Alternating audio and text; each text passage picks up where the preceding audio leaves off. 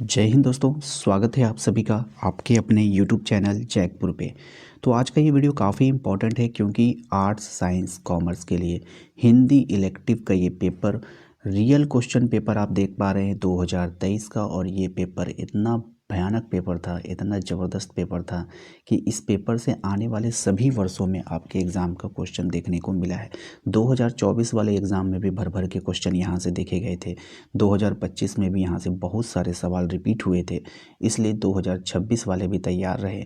ये पेपर काफ़ी अच्छा पेपर है, आप लोगों को पूरा टेस्ट लगानी है इस पेपर की और यहाँ के सारे ऑब्जेक्टिव सारे सब्जेक्टिव को अच्छे से कर लेना है। चाहे आप प्री बोर्ड एग्ज़ाम देने जा रहे हैं, चाहे आप फाइनल एग्ज़ाम देने जा रहे हैं, सभी के लिए ये काफ़ी इंपॉर्टेंट होने वाला है। तो चैनल पे पहली बार आए हैं, सब्सक्राइब कर लीजिएगा, घंटी वाले आइकन को प्रेस कर लीजिएगा, मेरे दिए गए नंबर पे एक बार मैसेज करके व्हाट्सएप ग्रुप को ज्वाइन कर लीजिएगा। आइए शुरू करते हैं। सबसे पहले हम पैसेज की बात करें तो पैसेज अगर आपका रिपीट करेगा तो क्वेश्चन भी रिपीट करेगा, इसलिए डायरेक्ट हम लोग क्वेश्चन पे आते हैं।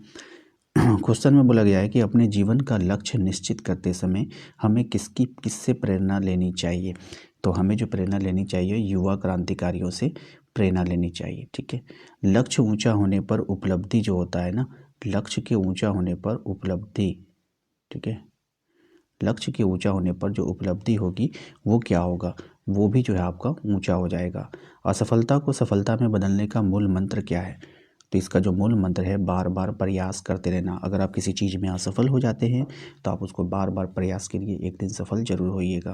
कह रहे हैं जीवन में आगे बढ़ने के लिए हमें क्या करना चाहिए। तो जीवन में आगे बढ़ने के लिए हमें लक्ष्य निर्धारित करना होगा। ठीक है, तो ऑप्शन नंबर 4 हो जाएगा। नेक्स्ट पे आते हैं अगले सवाल पे। कह रहा है कि नवीन भारत से आपका क्या तात्पर्य है। तो नवीन भारत जो होता है ना, आज़ादी के पश्चात का जो भारत होता है, आज़ादी के बाद का जो भारत होता है, उसको नवीन भारत बोलते हैं। कवि अपना सब कुछ किस पर कुर्बान करना चाहता है। तो कवि जो है अपना सब कुछ हिंदुस्तान के ऊपर कुर्बान करना चाहता है। वीर प्रशु माँ से क्या तात्पर्य है। तो इसका तात्पर्य होता है आपका मातृभूमि। ठीक है, सुरभि का पर्यायवाची क्या होता है। अब ये जो सुरभि है इसका पर्यायवाची होता है आपका सुगंध। क्या होता है, सुगंध होता है। नेक्स्ट है आपका रचनात्मक यद्यपि प्रकृति प्रदत्त है तथा इसे किससे जो है पोषित किया जाता है जा सकता है। तो इसका जो राइट आंसर हो जाएगा वो हो जाएगा आपका प्रशिक्षण के द्वारा और शिक्षा के द्वारा। तो 1 और 2 दोनों हो जाएगा। नेक्स्ट है आपका फीचर जो है वो किस प्रकार की विद्या मानी जाती है। अब ये जो फीचर है ये विषय प्रधान विद्या मानी जाती है। नेक्स्ट है आपका विज्ञापन में किस प्रकार की भाषा प्रयुक्त होती है। तो विज्ञापन में जो भाषा प्रयुक्त होती है वो व्यवहारिक भाषा प्रयुक्त होती है। शासकीय पत्रों में निम्न में से क्या अनावश्यक है। तो ये हो जाएगा व्यक्तिगत शैली। ये सभी सवाल देख लीजिए, आपके एग्ज़ाम में आए हुए सवाल हैं और 2023 के पेपर हैं, लगभग 2 साल बीत चुका है, इसीलिए ये इम्पॉर्टेंट है आपके एग्ज़ाम के लिए। अपने से छोटों को पत्र में क्या संबोधित किया जाता है। तो राइट आंसर हो जाएगा इसका चिरंजीवी। विचारों के आदान प्रदान की निम्न में से सबसे प्राचीन परंपरा कौन सी है। सही जवाब हो जाएगा आपका पत्राचार्य। नेक्स्ट है जनसंचार की प्रक्रिया के प्रमुख तत्व क्या हैं। सही जवाब हो जाएगा संग्राहक और प्रतिपुष्टि, संकेतीकरण और संकेत वाचन, स्रोत संदेश और संचार माध्यम, इनमें से सभी। ठीक है, पत्रकारिता के विकास में कौन सा मूल भाव सक्रिय रहता है। तो सही जवाब हो जाएगा जिज्ञासा। नई संचार भाषा को किसने जन्म दिया है। तो विज्ञान ने। किसने जन्म दिया है, विज्ञान ने दिया है। अगला सवाल है सर्वप्रथम मुद्रण का प्रारंभ कहाँ पर हुआ। तो ये चीन में हुआ था। कहाँ पे हुआ था, चीन में हुआ था। नेक्स्ट है आपका प्रस्तुत पंक्तियों के रचयिता कौन है। तो प्रस्तुत पंक्तियों के जो रचयिता हैं वो हैं केदारनाथ सिंह हो जाएगा। नेक्स्ट है किन लोगों के खाली कटोरों में बसंत उतरता है। तो सही जवाब हो जाएगा भिखारियों के। प्रस्तुत पंक्तियों में किस शहर की चर्चा की गई है। तो ये हो जाएगा बनारस। इसके ऊपर जो पैसेज है उसकी बात कर रहा है। रोज रोज में कौन सा अलंकार है आपको बतानी है। तो सही जवाब हो जाएगा पुनरुक्ति प्रकाश अलंकार। देवसेना का गीत जयशंकर प्रसाद किस कृति से लिया गया है। तो इसका राइट आंसर हो जाएगा आपका ऑप्शन नंबर 2, स्कंदगुप्त से लिया गया है। सिकंदर के सेनापति का क्या नाम था? तो सिकंदर के जो सेनापति थे उसका नाम था सेल्यूकस। कौन था? सेल्यूकस था। गीत गाने दो मुझे कविता, कवि क्या रोकने की बात कर रहा है? तो इस कविता में कवि जो है वो वेदना को रोकने की बात कर रहा है। देश में आज़ादी के बाद किसकी कमी दिखाई देती है? तो देश में आज़ादी के बाद ईमानदारी की जो है कमी दिखाई देती है। राजकुमारी पद्मावती किस द्वीप की राजकुमारी थी? तो ये जो राजकुमारी थी ये सिंहल द्वीप की राजकुमारी थी।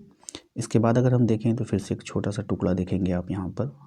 हमें तो धोखा होता है कि परदादा की घड़ी जेब में डाले फिरते हो, ये बंद हो गई है, तुम्हें चाबी देना आता है ना पुर्जे सुधारना, तो भी दूसरों के हाथ नहीं लगाने देते।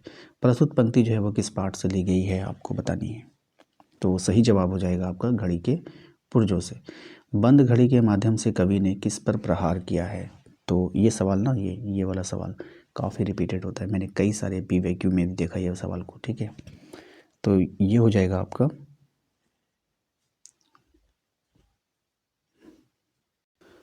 बंद घड़ी के माध्यम से कवि ने किस पर प्रहार किया है? तो ये प्रहार किया है आपका पुरानी परंपराओं, रूढ़िवादियों, अंधविश्वासों, तो इनमें से सभी हो जाएगा, ठीक है। क्वेश्चन नंबर आता है 30 में, कहा गया है कि हमारे दुखों का कारण क्या है? तो हमारे दुखों का जो कारण है वो है अंधविश्वास, सड़ी गड़ी मान्यता, नवीन सोच की अवहेलना, तो इनमें से सभी हो जाएगा। देखिए दोस्तों, मैंने ना आप लोगों के लिए ई-बुक लॉन्च कर दिया है। क्या लॉन्च किया है? ई-बुक। ई-बुक क्या होता है कि एक तरह का शॉर्ट फॉर्म में यानी कि PDF के रूप में एक तरह का किताब होती है। मैंने अभी हिस्ट्री का ई-बुक बना दिया है, ठीक है। और अभी फ़िलहाल आज तारीख हो जाएगा आपका, तारीख बता देना चाहता हूँ, 17 दिसंबर है, ठीक है। आज 17 दिसंबर है। 17 दिसंबर तक आपके अपने इस जैकपुर चैनल पे हिस्ट्री का ई-बुक बनकर तैयार हो गया है। इसके बाद geography, polity, economics, Hindi, English सबके बनेंगे। तो अगर आप बाद में देख रहे हो तो हो सकता है कि तब तक सब कुछ बन जाए। अगर आप अभी हमारे वीडियो को देख रहे हो 17 दिसंबर के आसपास, तो मैं आपको बता दूं कि ई-बुक बनकर तैयार हो चुका है। इस ई-बुक में 200 वन लाइनर क्वेश्चन दिया गया है, और वन लाइनर जो होता है वो आपके लिए बहुत ही इम्पोर्टेंट होता है। इसमें क्या होता है कि डायरेक्ट क्वेश्चन और फिर डायरेक्ट आंसर होता है। ऑब्जेक्टिव को वन लाइनर में बदला जाता है ताकि आप उसको आसानी से याद कर सको। 200 क्वेश्चन दिया गया है, उस 200 क्वेश्चन से एक भी क्वेश्चन बाहर नहीं आएगा। इसके बाद 30 जो है आपका अति लघु प्रश्न है, 40 जो है लघु प्रश्न है, और 20 दीर्घ प्रश्न है, ठीक है। तो ये सभी सवाल जो 40, 30, 70, 20, 90 सब्जेक्टिव का आंसर आसान भाषा में दिया गया है। आप देखोगे गाइड में बहुत ही टफ भाषा में आंसर रहता है, लेकिन हमारे ई-बुक में बहुत ही आसान भाषा में है। तो आप इसको प्राप्त कर सकते हैं हमारे दिए गए नंबर पे। आपको यहाँ पे नीचे में नंबर फ्लैश कर रहा होगा, इस नंबर पे मैसेज करके आप इसको प्राप्त कर लीजिएगा। मात्र आपको वहाँ पर 20 रुपीज़ दे करके ई-बुक को प्राप्त कर लेना है, ठीक है। तो ये कर लीजिएगा ज़रूर। आते हैं हम नेक्स्ट 32 नंबर सवाल में आते हैं। शुक्ल जी जब काशी बारात में गए थे तो किस लेखक के घर को देखा था? तो ये किस लेखक के घर को देखा था? तो केदारनाथ के, ठीक है। नेक्स्ट है, वार्षिक उत्सव का मुख्य आकर्षण कौन था? तो इसका सही जवाब हो जाएगा बालक। संवैदिया का क्या नाम था? तो संवैदिया का नाम था हरगोबिंद। क्या नाम था? हरगोबिंद। लोमड़ी का शेर के मुंह में स्वेच्छा से चले जाने का क्या कारण था? तो रोजगार का दफ्तर, ठीक है। नेक्स्ट है, एक अच्छे साहित्यक का प्रमुख कर्तव्य क्या होता है? तो इसका कर्तव्य होता है मनुष्य को अवसादी बनाना, संघर्ष के लिए प्रेरित करना, मानसिक विश्रांति प्रदान करना, तो इनमें से सभी हो जाएगा। सूरदास को किस में विश्वास था आपको बतानी है। तो सूरदास को जो विश्वास था, पुनर्निर्माण में विश्वास था। नेक्स्ट है आपका, रूप सिंह के गांव का क्या नाम था? तो रूप सिंह के जो गांव का नाम था वो था आपका माही। क्या नाम था? माही। बिस्कोहर की माटी के लेखक का क्या नाम है? तो बिस्कोहर की माटी के लेखक का नाम है विश्वनाथ त्रिपाठी। क्या नाम है? विश्वनाथ त्रिपाठी। अगला सवाल है आपका क्वेश्चन नंबर 40, अपना मालवा खाओ उजाड़ सभ्यता में शीर्षक रचना के माध्यम से लेखक ने क्या संदेश दिया है? तो राइट आंसर हो जाएगा पर्यावरण के प्रति लोगों को सचेत किया है। आइए अब सब्जेक्टिव को देखेंगे। ये 40 क्वेश्चन आपके एग्जाम में पूछे गए थे, लेकिन अब जो आपका एग्जाम होगा उसमें आप लोगों का 30 ही सवाल पूछा जाएगा, ठीक है। सब्जेक्टिव में जो सबसे पहला सवाल आप यहाँ पे देख पा रहे हैं, इसमें कहा गया लोकतंत्र में चुनाव विषय पर एक निबंध लिखना है। टाइटल क्या है? लोकतंत्र में चुनाव। ठीक है, तो आप लोग ना इसका स्क्रीनशॉट लीजिए। अगर मैं पढ़ूंगा तो काफ़ी समय आपका बर्बाद होगा और मैं नहीं चाहता कि आपका समय बर्बाद हो। आप लोग इसको फिर कॉपी में नोट कर लीजिएगा।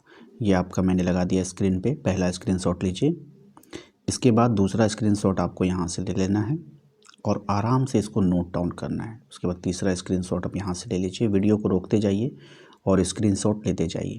ठीक है, और मैं बाद में भी इस पर शॉर्ट में एक बना दूंगा। अगर आप लोग बोलोगे कि भैया ये जो निबंध था इसका थोड़ा सा छोटा करके आसान भाषा में हमको एक बार करवा दीजिए, तो मैं करवा दूंगा। कमेंट कीजिएगा आप लोग। ठीक है, इसके बाद दूसरा सवाल आएगा, महंगाई से प्रभावित आम जनजीवन यानी कि जो जनता होती है उसके विषय में किसी समाचार पत्र के संपादक, कोई भी, चाहे हिंदुस्तान हो, प्रभात हो, किसी को भी आपको लिखना है। तो ये इसने लिखा है दैनिक जागरण को। कैसे लिखा जाता है वो सब समझ लीजिए। देखिए इस तरह से आपके एग्ज़ाम में आएगा, इस तरह से आपको लिखना है। उसके बाद विषय देना है। ठीक है, विषय दे दीजिएगा। स्क्रीनशॉट मारिए यहाँ से अब आप लोग महोदय से। पहला स्क्रीनशॉट आप यहाँ पे ले लोगे, वीडियो को रोकिए, स्क्रीनशॉट मारिए। दूसरा स्क्रीनशॉट आप यहाँ पे लोगे। ठीक है, ये दूसरा स्क्रीनशॉट हो गया। उसके बाद आपका यहाँ पे ख़त्म हो गया है। यहाँ पे भवदीय दे करके अपना नाम दे दीजिएगा। इसके बाद आया है कि शहर में बढ़ती आपराधिक घटनाओं पर एक रिपोर्ट आपको देना है। तो दैनिक जागरण है, 25 जून मनीष कुमार, एक रिपोर्ट लिखना है आपको। ठीक है, तो ये जो है आप यहाँ से स्टार्ट करेंगे। उसके बाद फिर यहाँ से आप स्टार्ट करेंगे। ये सभी आप लोग स्क्रीनशॉट लेते जाइए। इसके बाद यहाँ पर एक स्क्रीनशॉट ले लीजिए। ठीक है, ये आपका कंप्लीट हो गया। देखिए किस तरह से एग्ज़ाम में क्वेश्चन पूछे जाते हैं, ये सब आपको आइडिया मिल रहा होगा। अब आते हैं यहाँ पर जो क्या है, काव्यांश, एक काव्य का टुकड़ा दिया है, छोटा सा कविता है, वो उससे जो है ना आपको पूछेगा आपका प्रश्न। ठीक है, तो उससे क्या क्या प्रश्न है, इसको पूरा व्याख्या करने बोला था। निम्नलिखित में से काव्यांश के सप्रसंग व्याख्या कीजिए, यानी कि पूरा व्याख्यान करने के लिए आता है। कैसे व्याख्यान करेंगे? जो टुकड़ा आपको दिया गया है इसके बारे में प्रसंग आपको बताना। सप्रसंग यानी प्रसंग के साथ, प्रसंग क्या होता है उसके बारे में बताना होता है। कि जैसे प्रस्तुत काव्यतरण जो है केदारनाथ सिंह की कविता से बनारस अवतरित है। ये कवि ने वसंतकालीन बनारस में के परिवेश से परिचित कराया गया है। तो इस टाइप के सवालों को करने के लिए आपको क्या करना होगा, लगभग 5 से 6 टॉप मतलब कि इस पर कर लेना है, पकड़ बना लेना है। वहीं से अक्सर रिपीट कर जाता है। ये सब PYQ का ही रिपीटेड होता है क्वेश्चन। ठीक है, व्याख्या में ये सब आप देख लीजिएगा। अगर स्क्रीनशॉट लेना है तो ले लीजिए, वरना फिर वीडियो रोक कर पढ़ लीजिए आप इसको। उसके बाद विशेष है यहाँ पर, इसमें क्या विशेष है वो देख लीजिएगा। ठीक है, इस तरह से क्वेश्चन एग्जाम में आया था। आते डायरेक्ट क्वेश्चन आंसर पे कह रहा है कि आधे आधे गाने के माध्यम से कवि क्या कहना चाहता है। आप लोग इसका स्क्रीनशॉट ले लीजिए। ठीक है, इंपॉर्टेंट सवाल है। उसके बाद दूसरा सवाल जो इम्पोर्टेंट है वो है, कवि मौन होकर प्रेमिका के कौन से प्रण पालन को देखना चाहता है। ये भी इम्पोर्टेंट है, स्क्रीनशॉट ले लीजिएगा। निम्नलिखित में से आंसर देना है, घड़ी साज का इम्तिहान पास करने से लेखक क्या तात्पर्य है। तो ये भी आप लोग स्क्रीनशॉट ले लीजिए, ये भी इम्पोर्टेंट है। नेक्स्ट है आपका कि लेखक बुढ़िया से बोधि उत्सव की 8 फुट लंबी सुंदर मूर्ति प्राप्त करने में कैसे सफल हुआ। तो इसका भी स्क्रीनशॉट आप ले लो। ठीक है, संदेश भेजने के बाद घड़ी बड़ी बहुरिया की मना स्थिति कैसी हो गई थी, ये भी इम्पॉर्टेंट है, ले लो। ठीक है, सबका स्क्रीनशॉट लेते जाइएगा। उसके बाद यहाँ पे देखिए डॉक्टर हजारी प्रसाद द्विवेदी ने 2 रचनाओं के नाम लिखना है। इंपॉर्टेंट सवाल है, ये भी ले लीजिए। डॉक्टर सच्चिदानंद की वात्स्यायन अयज्ञ की किन्हीं 2 रचनाओं के नाम लिखना है। तो ये भी देख लीजिएगा आप लोग। ठीक है, इसके बाद है आपका निम्नलिखित में से किसी एक प्रश्न का उत्तर देना है आपको। इम्पॉर्टेंट है, जगधर के मन में किस तरह की ईर्ष्या का भाव जगा और क्यों जगा। ठीक है, इम्पॉर्टेंट है, स्क्रीनशॉट ले लेंगे इसका। नेक्स्ट है, कोइयाँ किसे कहते हैं, उसकी विशेषता आपको बतानी है। स्क्रीनशॉट ले लीजिए, इम्पॉर्टेंट सवाल है ये सब। निम्नलिखित में से किसी एक प्रश्न का उत्तर देना था आपको। तो पहला सवाल है यहाँ पर, धरती का वातावरण गर्म क्यों हो रहा है, इसमें यूरोप और अमेरिका की क्या भूमिका है। तो स्क्रीनशॉट लीजिएगा यहाँ से ये सब। उसके बाद दूसरा सवाल था आपका कि पहाड़ों की चढ़ाई और प्रेम की चढ़ाई में क्या अंतर है। पठित पाठ के आधार पर टिप्पणी करना है आपको। तो स्क्रीनशॉट मारिए यहाँ पे आप। ठीक है, तो इस तरह से आपने देखा कि मैंने आपका पूरा 2023 का हिंदी का पेपर आप लोगों को कंप्लीट करवा दिया है। वैसे मैंने जो ई-बुक बनाया है, ई-बुक काफ़ी अच्छा है, काफ़ी अच्छा पॉजिटिव रिस्पांस आ रहा है। तो आप लोग प्लीज़ जो है ई-बुक के ज़रिए तैयारी कीजिए, रिवीजन कीजिए। काफ़ी अच्छा नंबर आपको एग्ज़ाम में देखने को मिलेगा। तो तो ई बुक लेने के लिए आप हमारे दिए गए नंबर पे मैसेज कर सकते हैं, और मैं आप लोग को वादा करता हूँ कि आप लोग को ई बुक से बहुत सारे सवाल 99% सवाल वहाँ से फंसने वाले हैं। ठीक है, मिलते हैं नेक्स्ट अगले वीडियो में। Thank you.